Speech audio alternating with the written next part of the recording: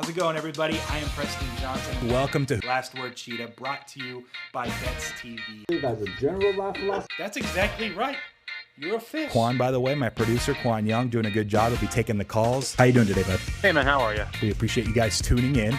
Welcome to the show, Bets TV, bringing you Last Word Cheetah.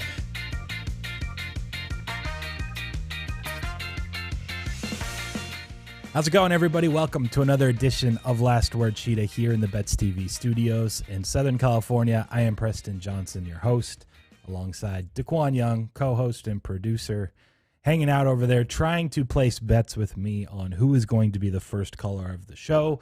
He decided to trust the trends. Never do that. Never do that. What's the Nick story? had called 4 or 5 straight times. Wasn't Nick today, but he went with Nick. You walk past the roulette table, 18 blacks in a row. Reds. I've seen 18 straight reds before. And even I was like, all right, I need to put $100 on black. This is getting out of control. After I think I saw 14 or 15 and I lost, 4 or 5 straight trying to bet black. And none of them were green either, I should just say. It was a whole board of red plus I think 2 more. Anything can happen. Don't trust the trends. 661-515-BETS is our phone line, by the way. We talk to you guys, talk through the bets that you want to make. We track them throughout the month. The month of November is ending shortly because we do have the holiday coming up. Thursday, Friday, Monday, we will not have a show. So we got today, tomorrow, and Monday for you guys to catch Jim because he hit Chris Godwin last night, first TD, jumped to plus 23 units on the month. Everyone else is behind by about 7 to 8. 8 to 9. I think 8 to 9x. Tom's in second with about 14 units. You guys are playing some catch-up. No NFL first touchdown props tonight, but we got Maction and you got hoops. Take some shot on some dogs if you want. Or don't. Play for December. Some people have already started doing that. But I think we're good. Any last thoughts? Anything Look for that Jared Goff, first touchdown, no matter what. He can either be on the sideline or whatever. You need some big money plays here. If he doesn't start, the price is going to be absurd. Tim Boyle, first touchdown. By the way, for those that have been listening more regularly, I'm scared. Go ahead. Okay. She's not listening, I don't think. But Jamie, if you recall, one of our regular listeners flew in when I was out of town in New York City and London a few weeks back. He came to the desk. He hosted the show. Did a great job. Jamie, I only listened to the first half. Still got to listen to the back half. But the first half was really good. But as he was leaving with Qwan, one of the fellow ladies that's working the front desk and office management here where we rent the studio space, said hi to Qwan, and Jamie's like, Qwan, dude, you need to approach this. There's something here. Quan's like, no way. What are you talking about? Supposedly on his birthday last Friday, he said something, didn't get the vibe. He was dead wrong because yesterday I get a text from Qwan about an hour and a half after our shows, and it says, Jamie was right. And then Jamie's DMing me Qwan just told me. But margaritas, I think you said, or sangria on Wednesday. Yeah. Congrats. We're rooting for you, obviously. Listen, I'm going to fumble it. Minus 5,000, Qwan fumbles at the goal line. The goal line, so you're going to get that close. I didn't say that goal line. It might be my own goal line. We might be backed up, and it might be a safety situation. Yeah, taking a safety. Throwing That's an possible. Something. Either way, keep us apprised, and good luck.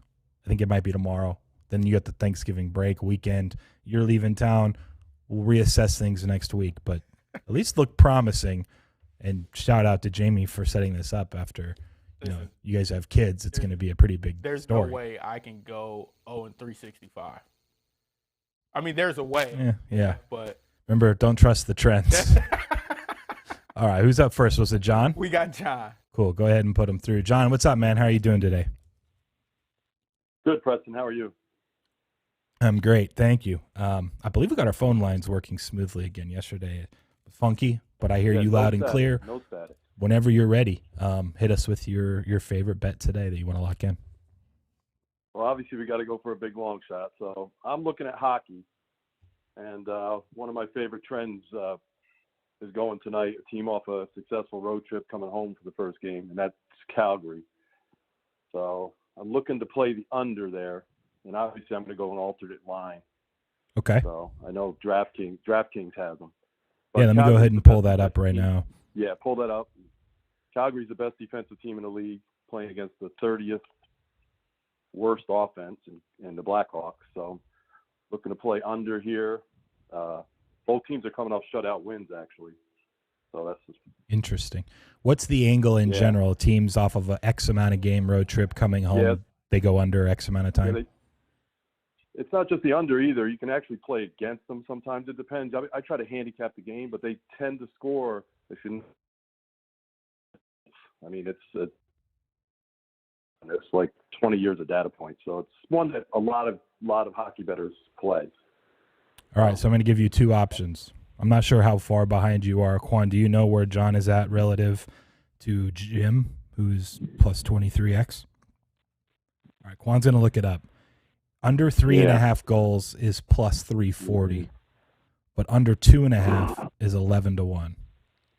I got to go for it's such a tough ask for 2.5, but I mean, I bet the game under 5.5 minus 110. I see it's 125 at a lot of shops, so I sort of got in on good on that. But I'm going to have to take the under 2.5 and hope for the shutout. Okay, I mean, it's a real tough ask, and go for the 11-1. All right, you're about 7 units back anyway. He said so. Yeah. So I'm going to go for the rainbow here. Total of 7. Okay. Yeah, you got to go 11-1 then. Yeah. That's easy. All right. Yeah. So good luck. 2010. We'll root it on. 1020. That's the only two possibilities. Take it easy, man. We'll talk to you later. Yep. Take care. Yep. Bye. Who do we got up next? We got Andre. He's gonna get down to the business. All right, Andre. How you doing, man? How was your weekend? Weekend was good, Preston, and I'm going straight because we have a marquee matchup at Madison Square Garden with the Lakers coming into town to face my Tom Thibodeau-led New York Knicks. Whatever the spread is, we're going to cover it. It has nothing to do with LeBron. I don't know, is he back? I haven't, or is he serving the one game? It wouldn't make a difference because not just because the Lakers are floundering and the Knicks, we're resurgent. Even though we took that loss to the Bulls, but they're a team that's up and coming under the leadership of Arturas Karnisovas and Billy Donovan. So we knew that was going to happen. That's not a bad loss to the Bulls. But there's no chance for the Lakers with us at home. So whatever the spread, the New York Knicks, they're going to get me on track, and we're going to, and no excuses. We're automatically throwing out any Detroit Pistons, LA Lakers beef. Any excuses tied to that are irrelevant. You were going to lose with or without LeBron, just based on the fact that, New York Knicks, this is our time. And I think more and more people are going to be recognizing that. So that's going to be my play for today.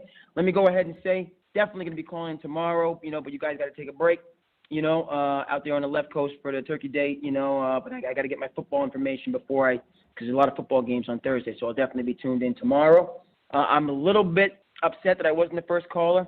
I saw, I was a little bit upset about that, but, it's definitely going to happen. Tomorrow I'm locking in at like 3:45 to be the first caller. So if you're going to be placed bets tomorrow, I would put the money on the Cape Cod Kid out here because I'm focused on it. All right. I like Thanks for the time, and I'll check with you guys tomorrow. Have a good one. Sounds good. Take care, Andre. By the way, the best number on the Knicks, minus 6.5. LeBron is serving his 1-game suspension, I'm pretty sure.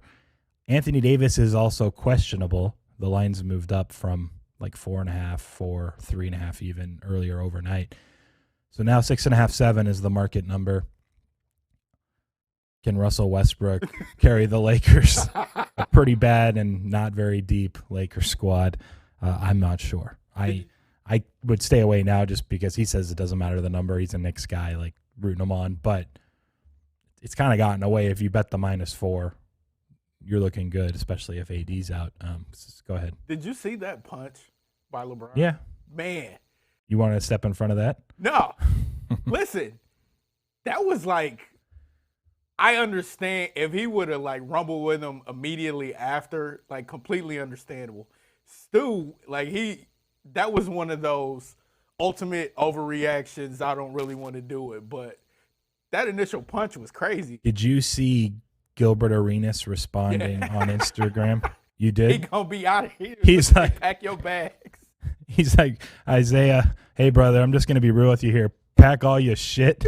Pack your winter jackets and boots because your ass about to be traded to Budapest. He goes on and on and on. He's like, they'll find a way. He's like, you can't charge at the King on TV like that. Like, you're just done. You're gonna get drug tested every day. Like, they'll find a way. I know he was kind of having fun with it, but also it is LeBron. Good luck, Mr. Stewart. We will see what happens. Who's up next? We got Nick up. How's it going, Nick? You failed Qwan. I'm not sure if you heard at the beginning. I know. He bet on you, and then sure enough. Yeah, life's hectic here today. I couldn't get in right at the beginning. I tried to, but got stuck on a call. But in any case, but I will take credit since I wasn't first.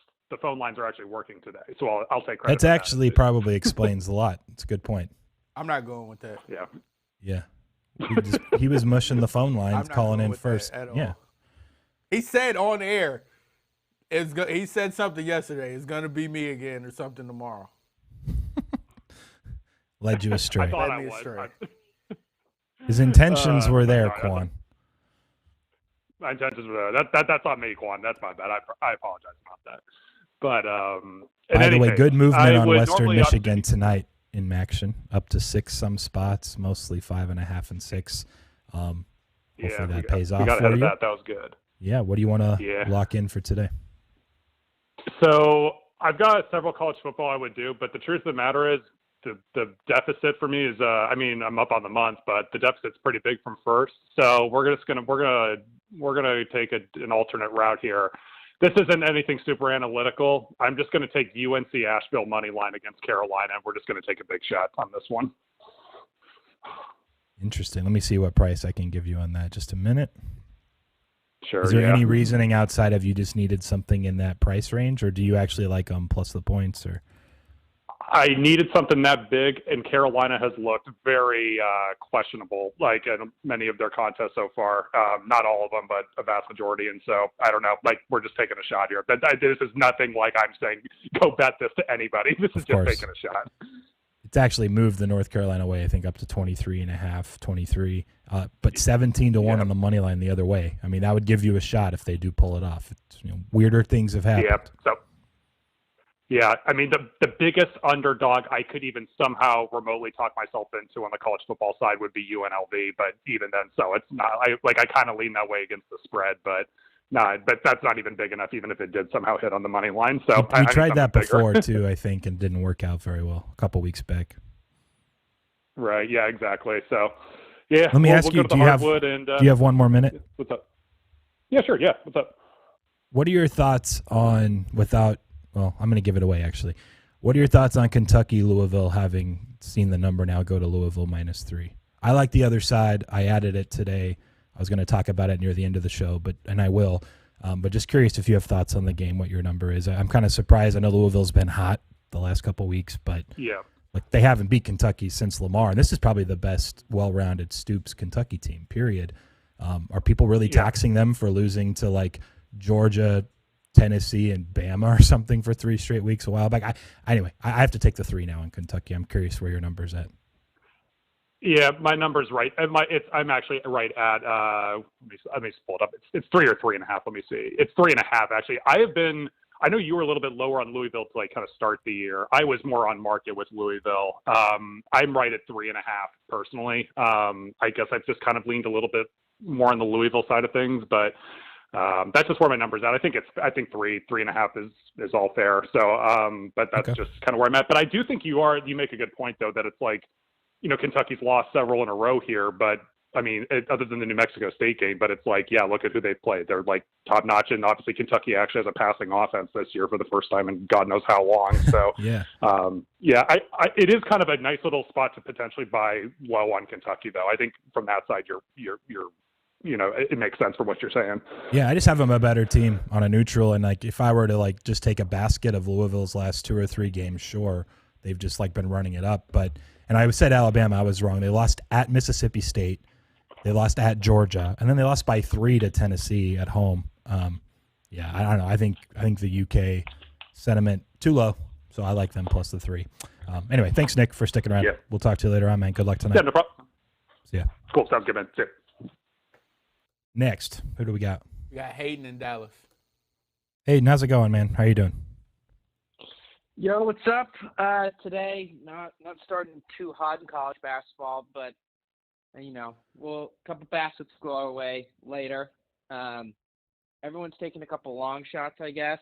I did North Texas yesterday, so I'm gonna go to the pitch. English Premier League, Watford Moneyline. Hold on a second. Give us the reason whenever you have it, and I'll pull up the price. I got to switch my screen real quick.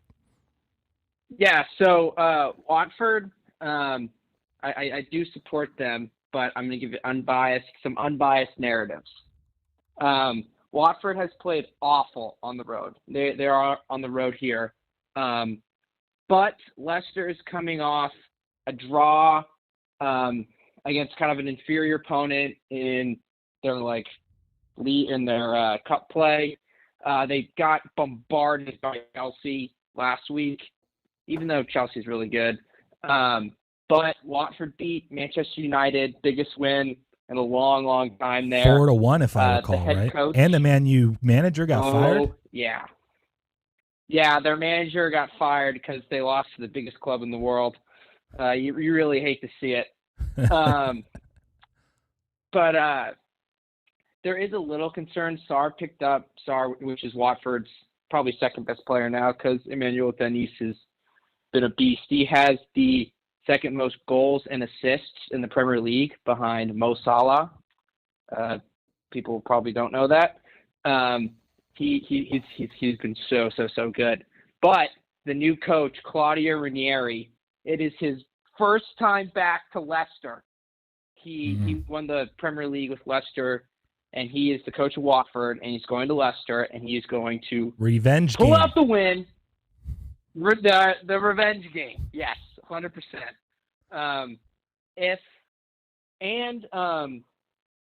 Kuchka, one of Watford's midfielders, he was out last week. I think he may come back. But our midfield against Man U is great. But Man U's midfield is basically Swiss cheese. Kiko Femenia, our right back, the season prior was linking up with Sarr really well. He kind of showed that last week against Man United. So it looks like Watford's kind of picking up form. Leicester kind of not. So we will see. Plus, it's a big price, and I need to come back. I think it's like plus 450. Yeah, I can give you plus 450. Let me ask you a question before we let you go, because I've been paying a little more attention to English football the last 2 months for reasons I cannot say yet, but hopefully we'll be able to say in a couple weeks. I'll leave a teaser there for this crowd. But what kind of scheme does Watford play? Is it high press? Like, do they play a higher variance type of football? So Watford, they kind of go 4-3-3. And they have Josh King, Emmanuel Dennis, and Sarr up top, and they're pretty fluid. Like, you'll see Emmanuel Dennis, like, let's say in the 5th minute, play left wing, and then like 3 minutes later, he'll be on the right. Okay. When they're at home, so like with their best performances were against Villa at home and then Man U at home, and they press from the front. The attackers kind of really, kind of force the issue, and that's what kind of won us the game last weekend. They were forcing the pressure against like Harry Maguire and that McTominay midfield, which was horrendous. They kind of forced turnovers in their third and kind of capitalized on those. Okay. Ranieri ball is basically like just counterattack, and this is probably like his fastest team he's coached. Dennis is blistering. Sarr might be the fastest player in the Premier League. So what I guess the hope is kind of the midfield can try to dominate, and then get a break or two, put it in, hopefully win like 1-0. It, man. Appreciate the breakdown. Watford has not kept a clean sheet this year, which is kind of an issue. Not a single time? Their keeper, wow.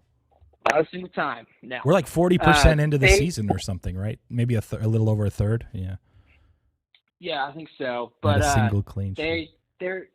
Their they're also a super volatile team. Like they'll beat Man U 4-1, they'll win at Everton 5-2, and then they'll put up a absolute stinker and lose like 3-0. So like it's kind of just like, all right, hopefully they can, after their huge performance last weekend, put it together on the road against Leicester. It fits the bill for a higher variance. Take a shot on a 4.5 to 1 dog for the sake of the leaderboard and the contest. I like it, man. We'll lock it in for you. Good luck, and we'll talk to you tomorrow. Cool. See ya. See ya. By the way, I'm not sure if this is just always the thing that people say that are fans of English football clubs, but when I was over there, I couldn't tell you how often each club or team or whatever, in this case fan, reference might be the fastest player in the league, because there's like player tracking and data that literally tracks like how fast they run and they average it out. And this, I swear that's the thing that everyone, like their claim to fame is always like, oh, so-and-so is the second fastest player in the United Kingdom.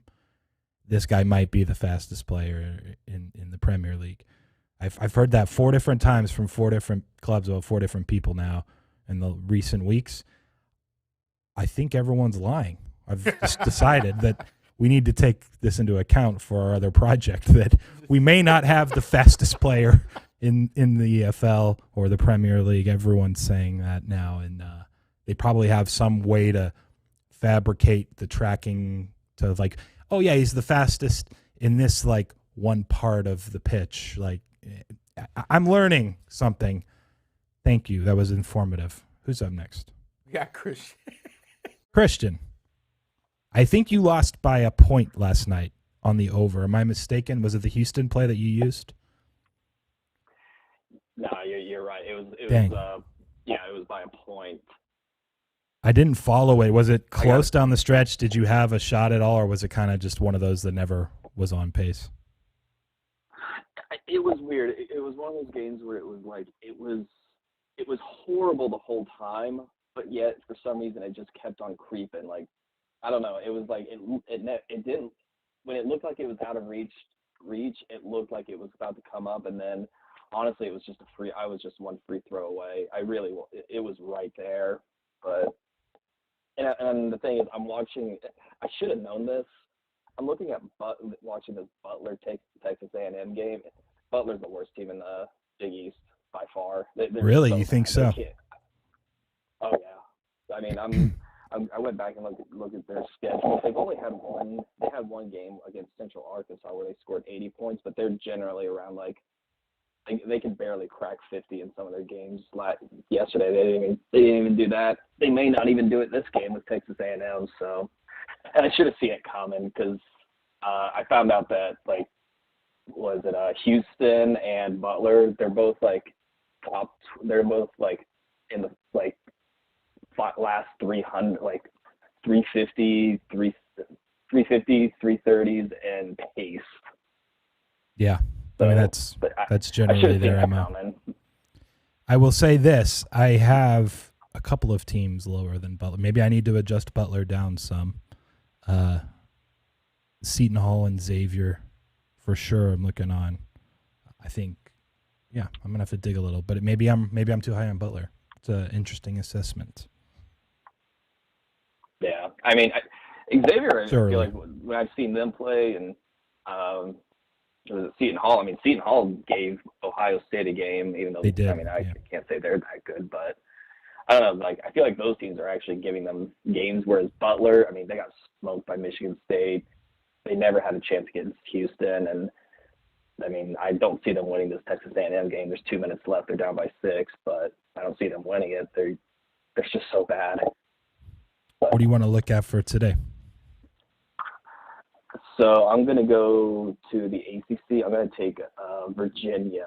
I can't remember exactly what it's at now. You can get it's 2 like plus 2. Oh, it's moved to 2 now. 1.5 most spots, actually. Oh, shoot. Oh, okay. So it's going in favor of Virginia right now? Yeah. But you can still get 2 at a few books. Okay, yeah. I got 2.5, but yeah, let's even that. Yeah, I'll take the 2 for sure. Cool. We will lock it in, man. Good luck tonight. All right, thanks. Take care. See ya. We got Ty. Ty, welcome to the show. How are you doing? I'm all right, man. How are you? I am doing well. Thank you. What do you want to look at for tonight? I just wondered, and if you didn't get a chance to look at this, no worries, but there's some lines out on FanDuel and DK about, like, conference championship winners in college football, and I wondered, like, an example would be NC State's 10-1 to win the ACC. Obviously, certain things need to happen this weekend. Do you see any value on, like, the ACC or the Big 12, which has obviously OK State is a pretty heavy favorite, but Oklahoma and Baylor are both somewhat longer shots. Oklahoma 3-1, Baylor somewhere around 8 or 9-1, I think. Do you see any value in any of those? I haven't looked myself, so I need to. I could actually give you like a price and like do it. I just can't do it on the fly here on the show. What is the? Yeah, no worries. I can shoot you a DM or put it in the Discord. Yeah, I can get back to you later. The NC State one, they have the tiebreaker versus Clemson, but Wake is still ahead of them, right? So in that case, you would need something to happen. Wake, but then they play. Wake goes on the road to BC, which Mm-hmm. you'd think it would be kind of cold for them up here and everything, but they're 4.5-point road favorites. So make of that what you will. And then that's it, right? If they win that game, like NC State can't even play for the title. Now, the interesting thing is, we were pretty bullish on NC State preseason. No matter who they play on the other side, it's they got a good shot at winning. So you're really just kind of betting a parlay of Boston College this weekend, NC State winning, and then them beating, likely it's Pittsburgh, I'm guessing, on the other side. So it's like a 3-team parlay. I could price it for you later and give you an idea of 10-1 as being. No worries. Appreciate it. I'm going to flip the page to December and see what you have for the best price on Notre Dame to make the playoffs. Okay, I just had this convo with Chris Moore. For anyone that knows who that is, he's a prominent bettor, professional, plays some high stakes poker for fun. Me and him cannot find a path now after Oregon losing that Notre Dame somehow jumps Cincinnati. Now, if Cincinnati loses a game, sure, but give us your reasoning. What do you think, or where do you think Notre Dame somehow passes up the team that they lost to at home without a great schedule? Notre Dame doesn't have many good wins. They have a bunch of bad small wins. Like, I don't know. Give us your 30 seconds on that, because we couldn't find a way to get there. You may talk me out of it on this call, but I saw the possibility of Cincinnati losing, obviously. I saw Georgia beating the shit out of Alabama and pushing a two-loss Bama out of the playoffs. I saw, let's see. You're saying there's a world maybe Cincinnati and Notre Dame both get in if Alabama drops back far enough. That's fair. Yeah. Okay. Looking at that, and then there was, you really need Oklahoma State is still kind of close to Notre Dame, even if they're behind them when the rankings come out. What is it, tonight? Well, and they'll have a lot better wins going forward in 2 of them. The best that Notre Dame can do is beat a pretty bad Stanford team. That's it. That's all they got left. And I know that doesn't bode well for them, but I sort of see there being like 3 different possibilities where Notre Dame could find their way in. Obviously, a Cincinnati loss is first and foremost. But then just the way college football has gone with sort of the chaos, I think, and I'm kind of shooting myself for not taking them 5-1. That's a heck of a lot better number than what's out there right now, and that was available last week when I thought about it. But just a couple of different scenarios where some chaos takes place and they sneak their way in, because obviously they're Notre Dame and the committee's biased. So Chris was also asking me, the committee is biased, like everyone always says that, but he really he laid it out. He's like, what are they biased for? They don't individually profit or gain from the fact that Notre Dame may bring more viewers. So are they in cahoots with the NCAA? Literally? What is that conspiracy exactly? Because we were talking about this last night where everyone refers to, Notre Dame, the prestige. They'll do it for the money. The committee doesn't see anything. Why would the committee do that unless there's some everyone references it. They're saying that somehow under the table the committee gets paid off by the NCAA. Yeah, I don't know. I kind of when I think of college football, for whatever reason, I don't even like Notre Dame. I actually dislike Notre Dame, but I just think, okay, if it's Notre Dame or this team and it's neck and neck, it's always going to be Notre Dame because Notre Dame has the history and the tradition and all that. So aside from, being in cahoots with them, I just think there's a bias of like, oh, how prestigious is it for us to have Notre Dame in the college football playoff where they can get whacked by double digits, but at least we had them in. Like that Alabama one and Clemson one the last 7 years or something. Yeah, like I mean, that. I hope they don't get in, but just knowing the way things could work out over the next 2 weekends, I think there's a possibility it's worth taking a shot at like a little better than 2-1. What price do you start see? December off. I have plus 215, 215. Where is that at? I looked at 2 spots and it's not up yet. Sometimes they wait for the rankings to come out, which I think are later tonight. DK has yes, no. DraftKings has yes, Okay. no. We'll use that then for now. That's fine. All right, yeah, that's what I'm going to roll with. I was also thinking about Bryce Young, Heisman, but the number's just not good enough. I mean, that was a great play by Jamie the other day, grabbing Stroud. Yeah. That was really good look ahead. And I think even if Bryce Young has a good game, let's just say he has a great game this weekend, and that number goes down, I don't know how he's going to fare against the Georgia defense, and then that could be it. That could be the end of his campaign for the Heisman. So props to you, Jamie, if you're listening. Great play. Sucks I missed that number in real life. But, yeah, that's my college football spiel for the day. Cool, man. We'll talk to you later on. Talk to you later. All right, man. Later. You were looking at me during the Notre Dame conspiracy stuff. What do you want to say?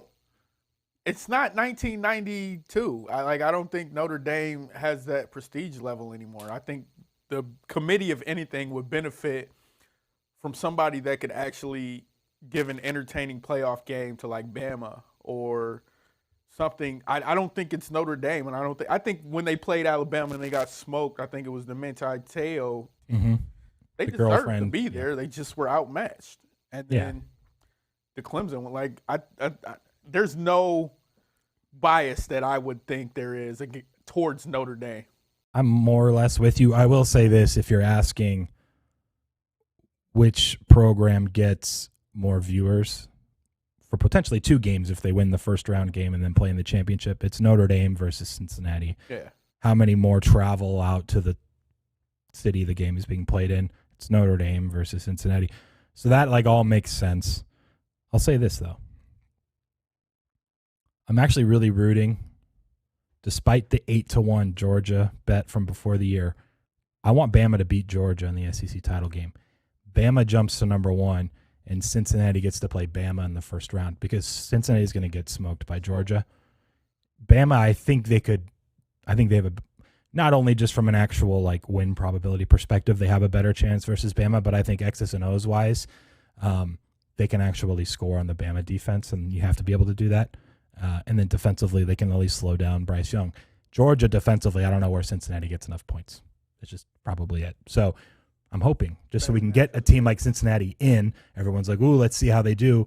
And then I think they could actually beat Bama. If it's Georgia, it's going to be the same convo. Like, oh, why did we even waste a spot on Cincinnati? And I usually like to root for these underdog non-Power 5. So we want a Bama win in the SEC title.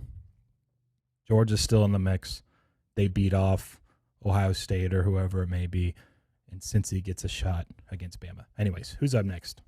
Shank doesn't want to make a bet, but he has something to add to your Butler conversation. Okay. What's up? What's the thought here? Yeah, what's up? I'm super, I think I've had one pick this month, so it's not even worth making me make a pick. But good. this Butler team is horrible. It is. If Georgetown wasn't in the Big East, this Butler team would by far be the worst team in the Big East, I think. Laval Jordan might not be a good coach. I think he's tricking everyone, or I might be wearing off. Because the only good year that they had was I had a natty ticket for them the year that the tournament got canceled because they had Kamar Baldwin and they had who else was there? They had Sean McDermott. They had both of those guys who were seniors, and once they left, I think it might have been them and not Jordan. Because, I mean, like, they have a bunch of injuries this year. I think Tate's out, Envy's hurt, and someone else is hurt. But, like, this Texas A&M game was just bad to watch. And A&M I think Georgia might be the worst, like, Power 5 team.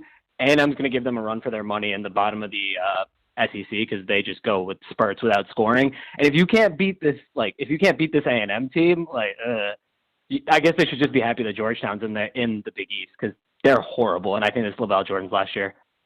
So I just looked. I think I accidentally said Seton Hall when he called in earlier. I meant DePaul. That's the other one that's, I think, worse than Butler. Yeah. I figured when you said Seton Hall and Xavier. I meant Georgetown and DePaul. I don't know why I said the other two. Just don't mind. Okay, I was about to say because I kind of those like are both Xavier. Those are both like top 35 teams. Yeah. Xavier, I didn't get a good enough number on them. Like I missed it. Barstool was hanging at 12-1 for them to win the Big East, which was good. Oh, wow. But now it's about 650 everywhere. Yeah, I know. I blew it. But what do you call it? Yeah, I like them. I actually like them to win the Big East, but I just wanted to call back and make sure that you were talking about the right teams with Butler because like that didn't sound like it didn't sound like it made sense. And Butler fucking sucks. So either way, I might be too high on Butler to have them third from the bottom. Like there's a chance their floor is just way lower than anything this early in the season. They can't score. Yeah. Well, they're also hold up. Here's the other thing. They are missing. Let me go back and double check who they're missing. They lost Inzi in like their third game. Tate hasn't played a game yet, and I don't think they have someone else that's missing. But like regardless, they don't have any athletes. Like they just can't score. It's tough when 50 against A&M today, 52 against Houston, 52 against Sparty. Even like when they played IUP-UI, it's like 56 points. Like it's just tough. Yeah, you can't get to 60. I think A&M can strap, and they've got a bunch of transfers that I like. Like I don't mind Henry Coleman. At least he plays defense, and Houston's always been a good defensive team with a low pace. So like those two, they're like not like the worst. The Sparty one, honestly, I think Sparty has the worst defense of those three. And like that's where I really like that's the one where I flipped my what do you call it? How I looked at them. Sure, it was glaring when they lose by 20. Butler. And yeah, exactly. And I mean, like they did, Inzi went out in the beginning of the game there, and like, but without him, there's no offense. Let me ask you a question: are you local over there? Are you like a Butler fan, or just calling in anyway? No. I've been what do you call it? Betting it started when I had the Natty ticket. And so I started following them more, and I liked LaVell Jordan. I was like looking for the next coach, right? Who's going to be the next coach? And I thought he was going to go to Michigan and take the job when Juwan Howard was going to have the job. And so I was following him, and so I was just like, and now like he tricked me. He tricked me last year too. So now I'm like, I know. So I have a question or a point, and you can either give thoughts and then we'll wrap it up.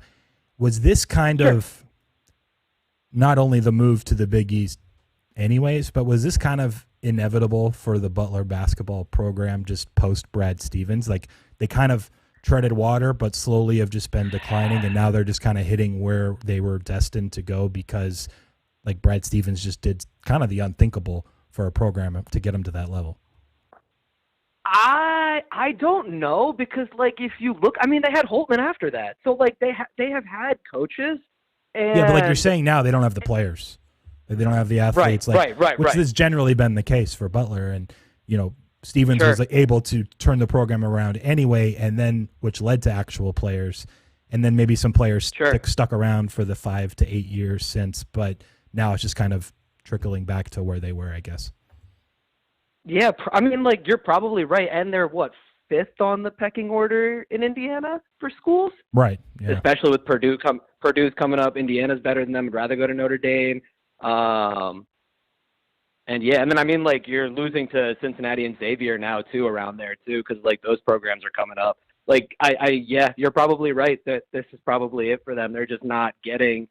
If you don't have a good coach and you're not getting the athletes, they might just be getting. Well, good point. Yeah, I'm gonna think about that going forward. Yeah, and it's more just like a nod to Brad Stevens too, of like what he actually pulled off, and now people are going to really realize, looking back, like in 10 years when Butler like finds a way out of the Big East so they can actually win games back in a smaller conference. Whatever happens, I'm thinking on the extreme, exaggerated side, but It also is kind of thinking this through. I probably am too high on Butler. It's probably just kind of been this slow decline that if they've kind of hit that point now where they're not headed back up anytime soon. Agreed. And I mean, like with the Gavitt games, the Big East is actually looking really, really, really like they're looking deep this year. Even Providence is good. That scares me because I didn't like Providence coming in, and they're like, I think I have them what 6th or something in the. Yeah, they're a favorite to Virginia today. Yeah. I bet them against Virginia. I bet them tonight. Like I bet last night. Like I don't. Yeah. Anyway, thanks for this. Thanks for the soapbox, man. That's all I wanted. No problem. Take it easy. Enjoy your night. Peace. Next we up. got James Franklin just signed a 10-year extension with Penn State. So there's your breaking news. They're like, wow, it worked so good for Mel Tucker. How much money? I didn't see the terms of it. It just says extended till 2031. I have a question. What's the benefit of signing someone to 10 years? Is he really not going to extend if it's like 7 years? Probably I think it's probably just a money thing. You feel like you're getting more money out of with the years on.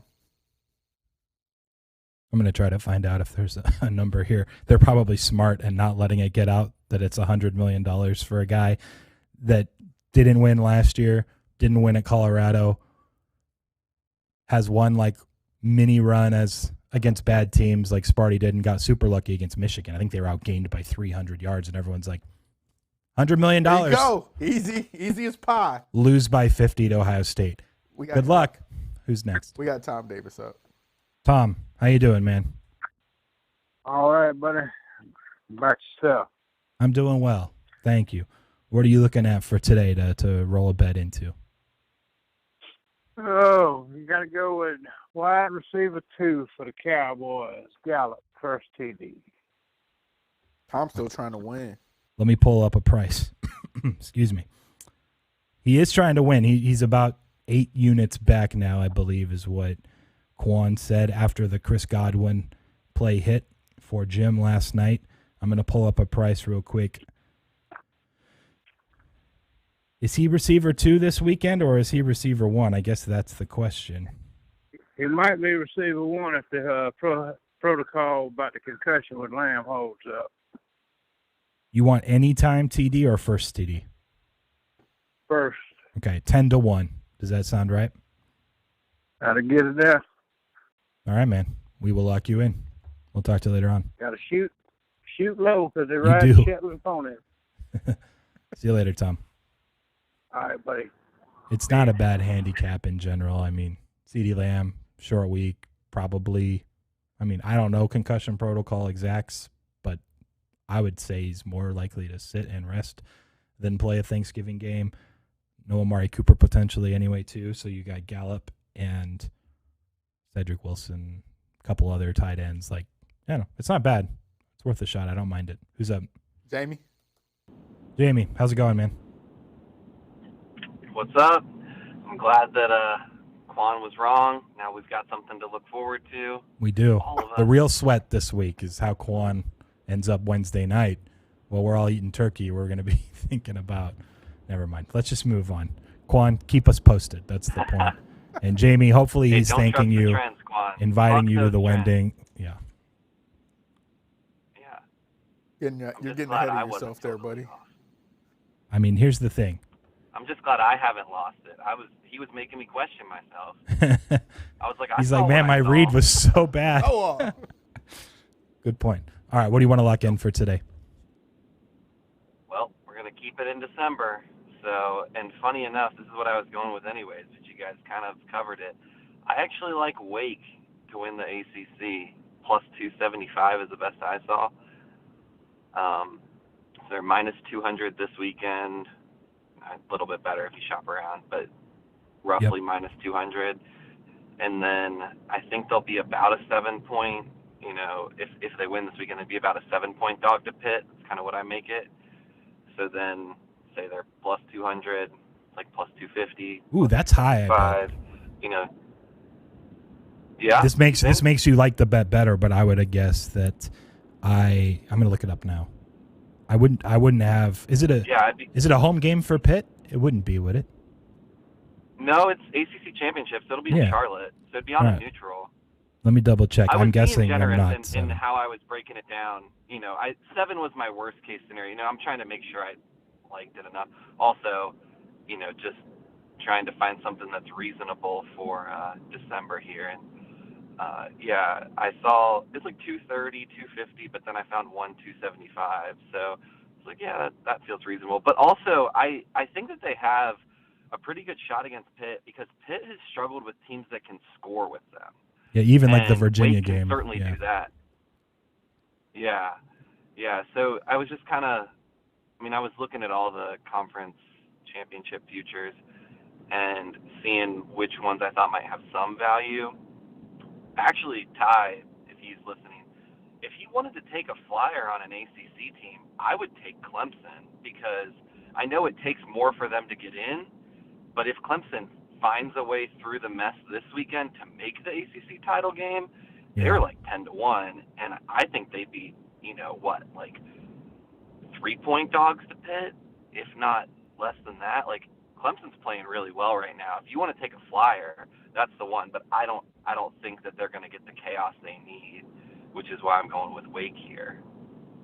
So let me tell you, where I have Pitt and where I have Wake, I think it'll be more like 4. I don't think it's going to be 7. I think the money line will be more like plus 150. And at Clemson, I have rated a little bit higher than that. So, more like 3. Yeah. Clemson needs, chaos. It's not crazy. If you go read the blogs, all the Clemson things, we're making it. Here's the path. Cheer for this. It's going to happen. I was like, all right, calm And then down. it's like a tree, you guys roots. Suck this year. You don't deserve to win the ACC. But we'll give you the Wake Forest price, though. I don't hate it. I actually think in general, that I don't think that would be higher than even 4.5 against Pitt. My guess is more like 4. Then so. plus 275 is actually pretty good then. I believe so. Nice call, man. We'll talk to you later on. All right. Yep, sounds good. See you guys. See ya. By the way, Western Michigan getting bet up to 6.5 now across the board. Nick's play from yesterday, I think it was 3.5, 4. Next up, We got Evan. how's it going, Evan? How are you doing today? All is well. How about you, Preston? Likewise, I am doing well. What do you want to look at for your bet today? I'm going to take a page out of the Jamie playbook and play in December, and I'm going to take that Alabama to win the SEC game, plus 155. Ooh, okay. Well, break it down for us. What's your reasoning overall? Well, first, if Alabama blows out Auburn, I don't think that number will be plus 155 anymore. So I think I'll get a little bit of value on that. And then second, are we sure that Georgia D is so vaunted? All I'm hearing is that this is like an all-time defense, but I think Saban knows a thing or two up his sleeve to debunk that. So I'm taking confidence in Saban, and I'll take Alabama and just ride the sing the same. So I don't know if you were listening earlier. I actually am kind of rooting for Alabama to win so that Cincy can play Alabama in the first round. Did he? I did, yeah. I don't hear myself anymore. Did you mute me? Did the stream go out? No. I heard you, Preston. I can hear you, and I heard you earlier as well. No, I can't hear myself, but if everything else is good, it doesn't matter. We always have it in my ear just to be sure. But if you hear me, all is well. I wanted to see Cincinnati upset a team in the playoffs. That's why I'm rooting for Bama. My argument, I guess, would be is Georgia's defense all the time. They haven't really played a ton of great offenses. Sure, it might not be. They're like EPA numbers and success rate stuff, even adjusted for schedule, even though there's not a elite school on there. And Clemson didn't end up turning out to be like Clemson. Still grades out really, really high, and by far number 1 in the country this year. I don't think Bama's offense is as good as last few years. And one thing that's worth noting, Georgia would have beat Bama and Saban a few years ago. It was the Jalen Hurts year. They had a good lead. They put in Tua, and Tua led Alabama to a win, come from behind in the second half. I don't know. Georgia's defense is better than that Cincinnati team. give Georgia doesn't have Tua. a headache last year, though? I don't know. I actually would be worried. I can't hear anybody. No. So that's why if he's talking back, then I apologize. I thought maybe he had hung up. But, sorry about that, Evan. We'll get my feed up and running again. But we'll lock you in for the plus 155 either way. I'm just I'm concerned. We'll try this one. We'll see if it works. All right. Appreciate it, Evan. Can you hear me? Otherwise, go on, tell him thank you, and it's all good. Doo-doo. Just a second. Sing a song. Da-da, da-da. All right, I hear myself. We're good. This one works. This Preston, one just can you hear completely me? died. Yeah, I got you now. Any thoughts? You can add to it if you want. I was just saying, didn't Cincinnati give Georgia some problems last year in that first half of that? Yeah, but it was a Georgia Yours- team that yours- wasn't playing for anything, really. I mean, they had fallen out, didn't have a playoff shot. Yeah, it's a fair thing, but also, like, it was similar like when Texas played Georgia the year before that, and Georgia fell out, losing in the SEC title game, and Texas beat them, and everyone's like, well, Texas is back, and then, they won 7 games the next year.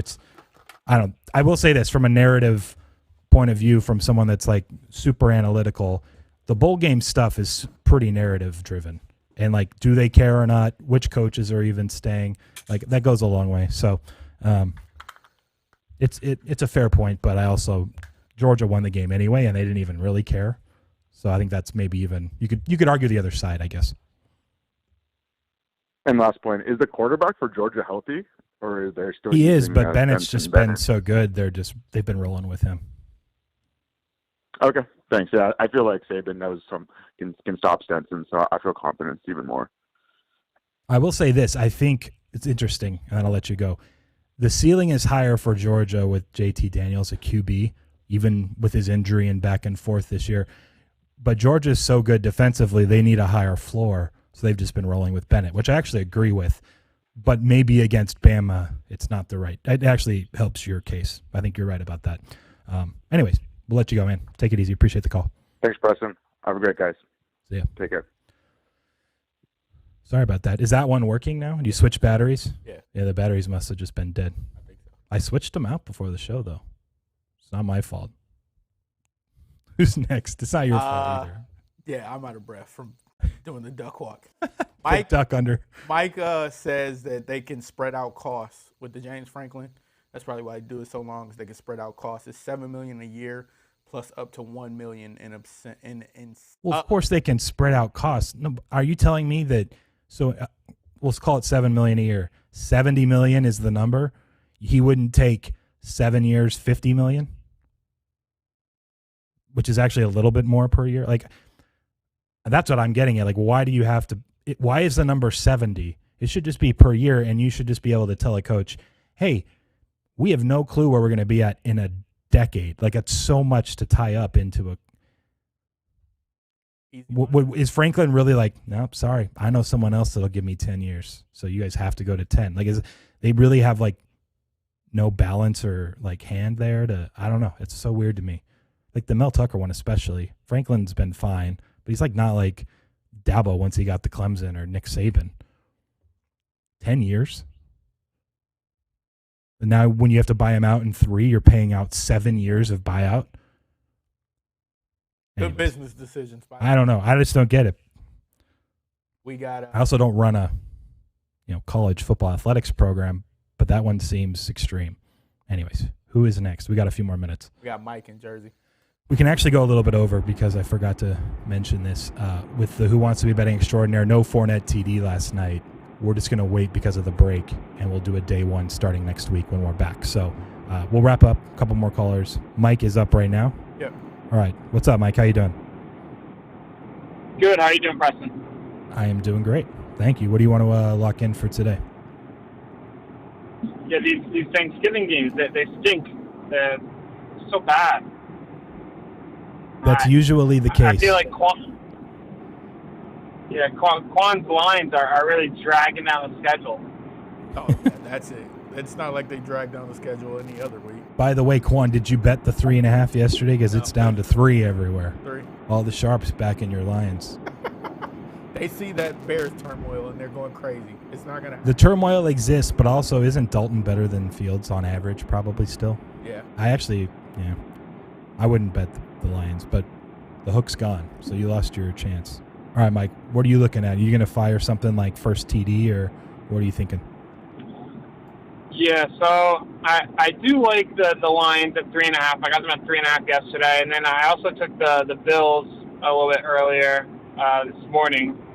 But for purposes of the show as well as to give me something to root for in the Lions game and give me a reason to watch the first half, I'm going to go with that game to be so boring that it's going to be a first half tie. So Okay, what's the price? It's going to be a tie going into halftime at 11-1 on FanDuel. Okay. I'll double check the price. I mean, that's fun to root for. Most people don't root for ties. Yeah, you kind of go at from halftime. rooting for nobody. Yeah. And then, you get to root for everyone a little bit. And who doesn't want to root for, Jared Goff or Andy Dalton or whoever's getting thrown out there? Me. Hold on one second. Is it under correct score? Do you know? I think it's just under first half. It's like three-way money line, and you can take the Got it. Okay. Bears, the Lions, or the tie. Yep. All is well. That sounds good, man. I actually like that angle. I'll be rooting for it now, too. Sounds good. Take it easy. Good luck. Thank you. See ya. It's going to be Bears 24, Lions 3 at that point. At halftime? Yeah. You could probably get a good payout for that if you wanted to bet that. Look into it, yeah. We got Brian in New York. Hey, Brian, how you doing today? Hey, Preston, I'm doing good. How you doing? Great, man. Thank you. What do you want to lock in? So the only bet I made today was Wisconsin +8 versus Houston. That starts in a couple minutes. I don't know if I should go with that or take I was thinking maybe Dak first touchdown. I think it's all at 21-1. 1 second. That's completely up to you. Are you trying to win this month? Yeah, I might just go for the Dak long shot. And Okay, yeah, because Wisconsin's not going to give you much unless you want Moneyline, but even then it's not going to be a huge gain. 1 second, I'll look at TD scores. I can give you 25-1 on deck. That's the best price. Cool. Yeah, I don't know. I feel like that's probably my best shot at this point in the month to try to take the long shot. Yep, for sure. And hopefully Wisconsin cashes for you. Anyways, you can get 8.5 now. A couple spots. It's been moving the other way. Well, yeah. That moved against me, but oh well. I still like it. Cool, man. Good luck tonight. We will talk to you later on. Thanks, Preston. Yep. Have a good Take one. care. Bye. Last caller, Jim. Jim He's been smart, waiting everyone out, seeing what people do. Jim called me, and he quoted Meek Mill. Like your phone? No, on this call. Oh. Said, scared money don't make no money. The famous Philly rapper was the quote he said. So Jim's on. Do you know who Meek Mill is? No. Yeah. Okay. I know the saying, though. I mean, everyone uses that saying anyways, but I respect that, Jim. I'm not sure what you're throwing out, but you're trying something. Tell us what it is. What do you like? No, I'm just going to keep going. I'm not going to sit back and just try to hold off. That's all. Nothing too crazy. 80-1. I'm going to move. I'm going to move to hoops. My first hoops pick here. I'm looking at Cincinnati versus Arkansas. I'm going to take Cincinnati money line, whatever the best price is there. Plus, it's loading. They're 5-point dogs. 190. 190 is the best price I see. What's your thought? Yeah, you just like Cincy? Yeah, I've been watching Cincy or the last couple games. Really good defense. I like their mix of guys kind of returning in larger roles, and they have a heavy rotation, and those guys are kind of mixed transfers from small schools. Also, I do remember Colin mentioning that he was taking about 8, which I think they're around like 1-3-1 or 1-4 against the spread. Yep. And I just love the way Cincy played against Illinois yesterday. I mean, they just really just wore them down. Yeah. And yeah, I just think the number's pretty heavy at 5.5. I personally have it closer to a pick 'em or Arkansas slight favorite. So I'll take the money line, try to keep the pedal to the metal. So I'm not sure. It was interesting. We'll give you the plus 190. Since he beats Illinois by 20, and Illinois was coming off of a loss to Marquette, I believe it was. It was a close game. I'm not sure. Is it Illinois is not a top 10 team? That's probably the case. Or is Cincinnati actually this good? It's probably somewhere in the middle where Cincinnati's better than we thought and Illinois is not as good. So it's interesting. I just wanted to leave it at that. But yeah, that was an impressive 71-51, something like that. I mean, they were awesome. So maybe they just keep it rolling against Arkansas. Good point about Cullen said, hey, I think they have the chance by the time the tournament comes to actually make a real run. But I also think you can fade them the first month of the year, maybe 2 months, and be profitable. So might as well jump in here on Cincy. We'll lock it in, man. Good luck. All right, guys. Talk to you tomorrow. Take care. Someone call in? Yep. Last caller, Patrick. Patrick sneaks it in at the buzzer. What's up, man? How are you doing? Hey, how's it going? Yeah, I was at the doctor. Hopefully I got all my cancer cut out. So I had a melanoma, and they went deep. They went deep in this one. So I'm going to be sore AF for the next few days. Well, thoughts and prayers, whether you believe in those things or anything. We hope everything's good. Keep us posted. Yeah, I'm good to go. So, yeah, I'm going to try to play catch up too on this crappy Thanksgiving game. Okay. And I'm going to go with the corpse of Jimmy Graham to get the first touchdown. Let's see. I was trying to check it. It's 35-1 at DraftKings. Let's see. What's it at FanDuel here? 35-1 for first TD. It's not that high at FanDuel, I don't think. I was looking I don't earlier. even see him on FanDuel. Maybe that's why. I'll be honest, the prop shop we usually use is down today for whatever reason, so I've just had to manually log in and check some of these. I'll pull up FanDuel, and if it's not up though, then that's easy. We can just use the 35-1. Okay. Yeah, I don't see him on. Oh, I'm looking at the wrong damn game. That's why. Brain's a little scrambled. Let's see. 29-1 this is on riveting FanDuel. content. So 35 is okay, better. Yeah. Well, yeah, let's take that. Yeah, I mean his red zone target percentage isn't great, but I mean I got to go look for a long shot here. And I mean he does have a touchdown, so who knows? Who knows what's going to happen in that shit show of a game? So. Do you have any plans for Thanksgiving? Give it a shot. You hanging at home, or what's the game plan for that? Yeah, we usually have a Thanksgiving brunch for my wife's family, and then we'll go to my family later that night. So okay, nice. So it's kind of you have like a schedule. Kind of a whirlwind like day. Full day. Oh, we always have a schedule. To put your face on twice, like yeah. Good luck with that. Yeah, well, you know how it is having kids, being married. I mean, you got to do the multiple things. Luckily, Christmas my wife's even family worse. lives in Texas and Dallas, so we either are there or we're not. Yeah, doing double duty in a day would actually is kind of stressing me out thinking about it. But you got to do what you got to do. Yeah, I mean, I guess the advantage of having everybody here, then I wouldn't have to stay at my in-laws for like a prolonged period of time for like multiple days. Because that I don't know if I could do that either. So that is fair. We've done that. By the way, I don't know if I've ever said this. Qwan might not know this. My wife is one of 9 kids. She's dead middle. God. And so when we do holidays over there, it's like cram families in their house, but also rent like another house out and cram a bunch of families there. And it's hectic as hell. So maybe that's why I'm thinking through it and like in my head doing that twice in one day. But you're right. You can just hang at your own house and it's a little less stressful overall.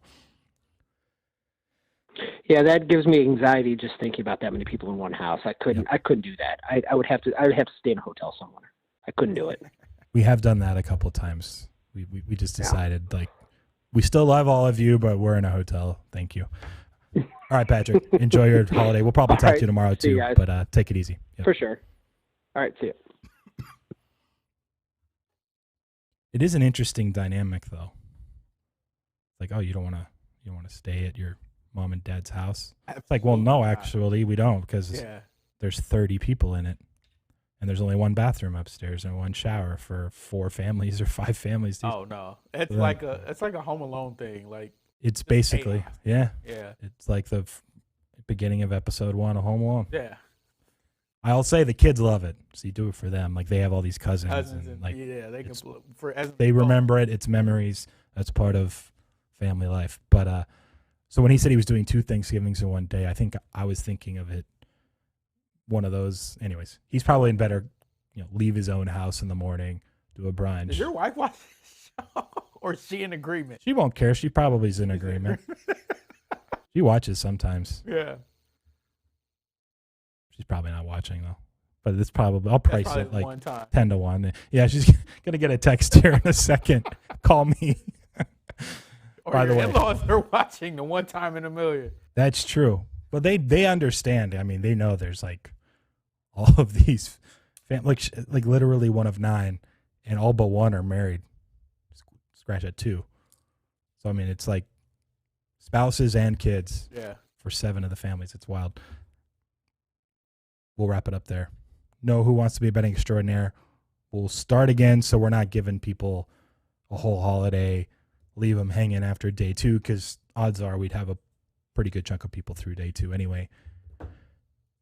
And yeah, we'll be back tomorrow for one more episode of Last Word Cheetah. We'll see if anyone can hit any of the long shots. But Jim, looking like he's got this not wrapped up, but pretty big favorite. Well done. Over 23 units ahead this month. Thanks to everyone else that called in, shared their thoughts. Butler, we talked college football playoff, a couple other things that I thought were good conversation. We'll see you guys tomorrow here as usual on Bets TV, 4 Eastern, 1 Pacific.